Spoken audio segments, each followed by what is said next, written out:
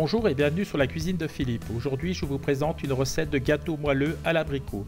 Pour réaliser cette recette, il vous faudra 6 abricots, 4 œufs, 150 g de sucre, 180 g de farine, 100 g de poudre d'amande, 140 g de beurre mou et un demi-sachet de levure chimique. Première étape, on va s'occuper des abricots. Donc, on les ouvre, on les fend en deux, on va retirer le noyau. Ensuite, on va couper chaque oreillon en quartiers. Ici, je les détaille en 6, ou alors vous pouvez faire en 4, peu importe la taille des morceaux, il faut qu'ils soient pas trop gros. Les abricots sont prêts, je les réserve au frais. À présent, on va réaliser la pâte.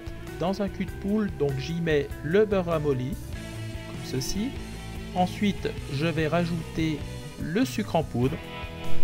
On le met en une seule fois et ensuite à l'aide d'un fouet on va mélanger le tout jusqu'à obtenir une pâte. Mon beurre n'est pas assez mou donc je galère un peu avec le fouet, je vais passer à la spatule. Finalement j'ai opté pour une maryse, regardez comme ça fonctionne bien, donc je malaxe ma pâte de façon à obtenir une pâte assez compacte comme ceci.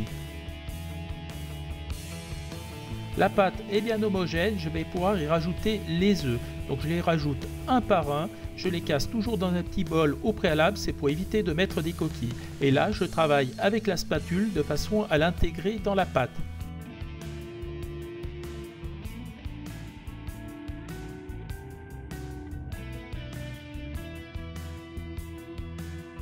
Lorsque le premier œuf est incorporé, je vais y rajouter le second. Donc pareil, je l'ai cassé au préalable dans un bol et donc là, je casse le jaune et je l'intègre. Donc vous voyez, la pâte a tendance à se liquéfier un petit peu et c'est tout à fait normal.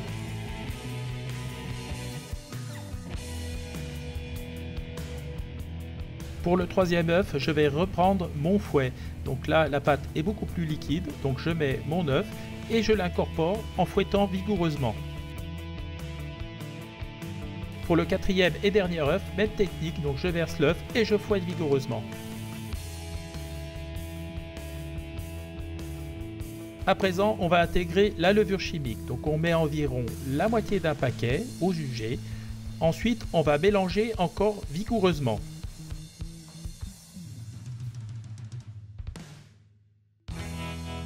J'ajoute à la préparation la poudre d'amande en une seule fois. Et à l'aide du fouet, je vais mélanger énergiquement de façon à ne pas avoir de grumeaux.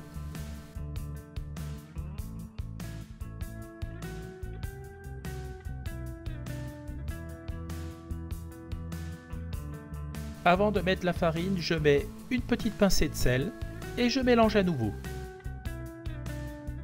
Je termine par la farine que je vais mettre en une seule fois dans la préparation. Et là, avec le fouet, je vais démarrer doucement pour éviter d'en mettre de partout. Et là, il va falloir mélanger et être énergique parce que la pâte est assez compacte. Si c'est trop dur pour vous, vous pouvez utiliser un robot.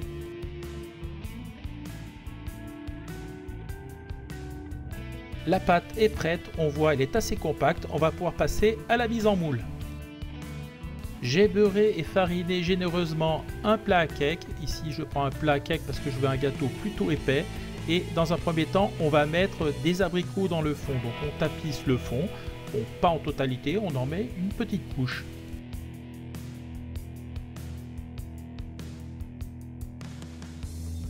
Maintenant, je vais ajouter de la pâte. Donc là, pareil, on répartit, donc j'en mets quelques portions comme ça, au-dessus des abricots, sans les mélanger. Comme la pâte est très épaisse, mais c'est tout à fait normal, je vais la lisser avec une maryse. Regardez comment je fais, donc sans mélanger les abricots, je lisse le dessus.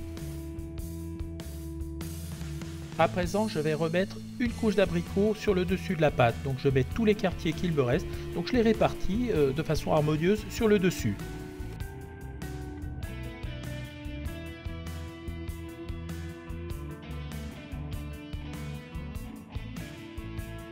La couche d'abricot est bien régulière, je vais remettre de la pâte.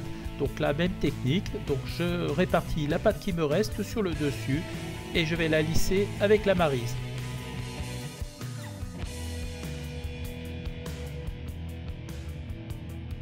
Le gâteau est prêt à être enfourné, donc four 180 degrés pendant environ 50 minutes. Après 50 minutes au four, le gâteau est cuit, on va laisser refroidir avant de le démouler. Et bien voilà, j'ai démoulé le cake, regardez comme il est beau, il est tout doré, il est vraiment magnifique, je peux vous dire ça sent super bon. Donc maintenant on va regarder comment est l'intérieur. Donc je vais couper une petite tranche sur le côté et comme ça on va pouvoir observer si les abricots sont bien fondants. Donc voilà, oh là je peux vous dire ça sent mais vraiment super bon. Donc on va regarder. Et voilà, regardez, on voit les abricots sont à l'intérieur, donc il y a une texture plutôt cake, mais je peux vous dire, on va se régaler. Voilà, j'étais super content de vous présenter cette recette. J'espère qu'elle vous a plu. Si elle vous a plu, mettez un petit pouce bleu, ça me fera plaisir. Sinon, moi je vous dis à très vite pour de nouvelles aventures culinaires sur la cuisine de Philippe. Ciao, ciao!